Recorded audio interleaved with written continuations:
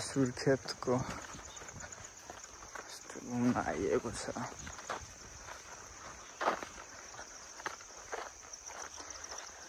यहाँ पनि यस्तै छ बाटो।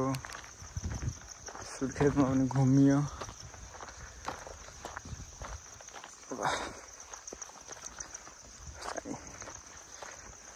यस्तै छ, गाह्रो छ। अब थाकियो। उहाँले यस्तरी कुदाउनु भयो कि यस्तरी कुदाउनु भयो। त्यो अहिले आएर यहाँ चाहिँ पार्कमा बस्दा पनि त्यो त हेर्न सक्छ, बवाल देखिरहेको छ।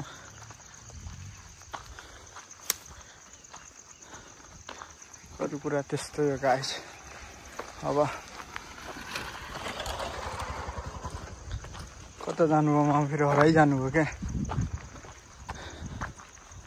यस्तो पार्कमा आएका छौँ सुर्खेतमा। अब अरू कुरा यस्तै हो। रमाइलो हुन्छ जिन्दगीमा, रमाइलो हुन्छ।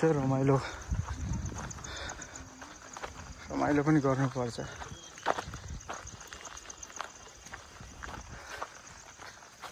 मामा कहाँ जानुभयो भन्ने कुरो पनि म यता गराउँछु। थाहा छैन। अब जिन्दगीमा यस्तै छ। मान्छे रमाइलो ठाउँ रहेछ। त्यस्तो एक्सपेक्ट त गरेको थिएन। त्यही पनि हेर्दाखेरि त बवाल लाग्यो। दैलेख पनि बवाल थियो। यहाँ यसो घुमिदिउँ भनेर एकचोटि